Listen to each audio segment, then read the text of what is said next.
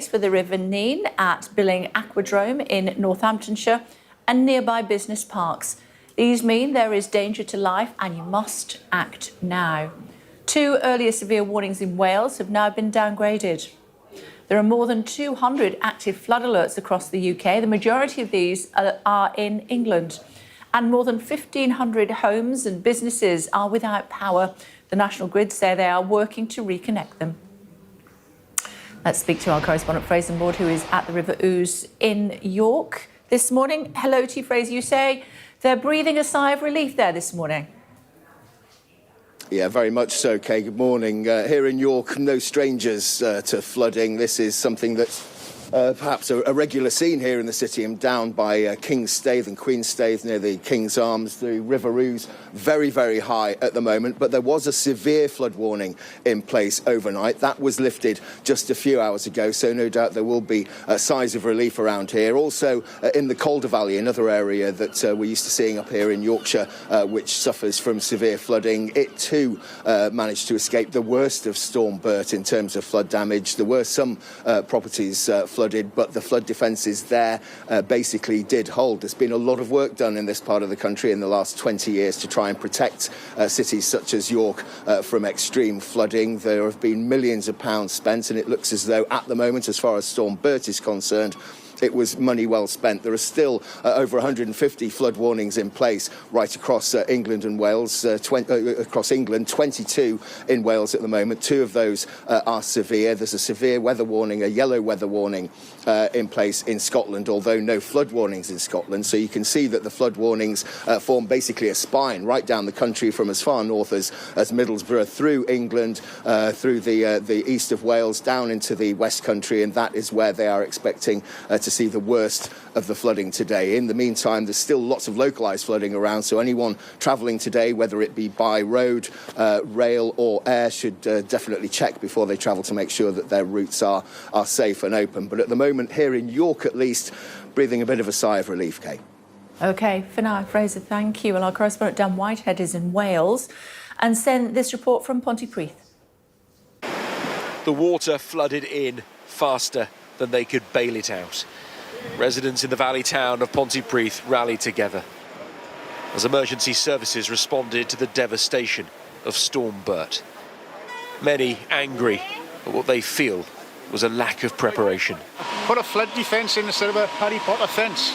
Do your job, what we paid them money for. As you can see, National Resources Wales have just replaced the railings back again. He doesn't do anything. As soon as he goes, it comes in through there again. Nice. The council here declared a major incident on Sunday. Extra resource was deployed and rest centres set up nearby. A lot of people have only just repaired their homes after the last big flood in 2020. Now they're back to square one, but it's not just houses that have been ruined. Businesses have been destroyed here as well. For garage owner Gareth, his whole business has been lost overnight.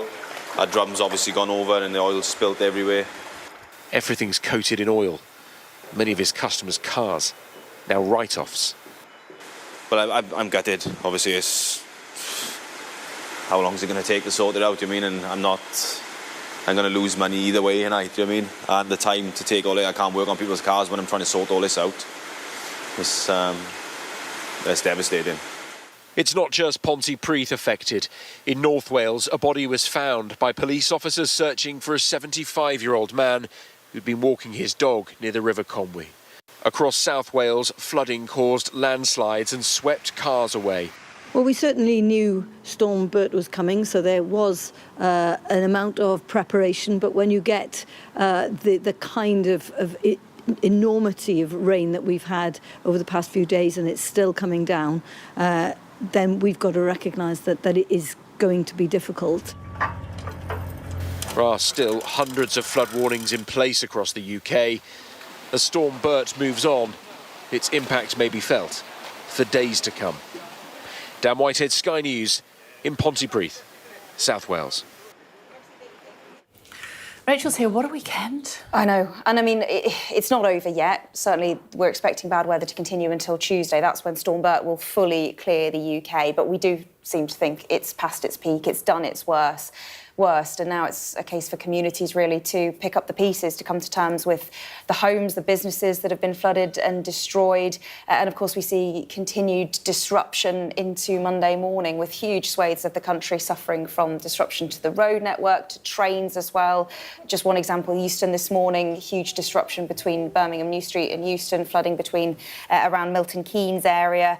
And we know, of course, those areas of South Wales, as we've been hearing this morning, real devastation there, major incident declared, some areas seeing over 100 millimetres of rain. And of course, we're hearing that at least 4 people have died, although it's not quite clear yet if they are all directly linked to the storm, but clearly a devastating few days. And as I say, continuing problems into this morning, a yellow weather warning, certainly in parts of Scotland for high winds. I mentioned the train services already, and we also know there is still one severe flood warning in place for the River Nen. That's at the Billing Aquadome in Northamptonshire, surrounding business parks as well. And you can see there the yellow weather warning on the screen for those areas of Scotland, a huge swathe of Scotland there. Some winds up to 70 miles an hour, the concerns are, Kay, which could continue to see huge damage and disruption through Monday morning. And we were just talking about that young man who managed to save his little boy who was in the car. Absolutely incredible. I know we've spoken to the family, the parents there. Let's have a listen. As soon as I've hit the dip, I'm straight into a puddle of water. I didn't really have time to react. And my car just started floating, and I rang the emergency services straight away whilst it was floating, but then saw water rising, and it just clicked in my head, I need to get me and my baby out of here safe. So I've worn down the window, climbed out, worn down his window, pulled him out, and the water was about chest high. And then, so I've carried him above my head to make sure he hasn't touched any of the water or anything, to try and keep him dry and warm. To think that I could have actually lost them both makes me a bit emotional. Yeah, it's really scary. It's just a horrible thing to think about, isn't it? The water had messed up with the electricity in the car. I think now, like, would the windows have wound down? Would I have had to spend time trying to smash a window before the water got too high? It's scary to think about. Quick thinking by Dad there, wasn't it? Yeah, beautiful little boy there, Luca. To think, as she said there, that she could have lost them both. It tells you really how quickly, with the floodwaters rising, how dangerous these conditions can be. And as I mentioned already, we do think that 4 people have died linked to this storm. But you can see the pictures there from that submerged car. This is always one of the biggest risks when you see flooding, is people thinking that they can continue to drive through the floodwaters and not realising how quickly things can turn perilous. Thankfully, he was able to save himself and that beautiful little boy. But yeah, really, really...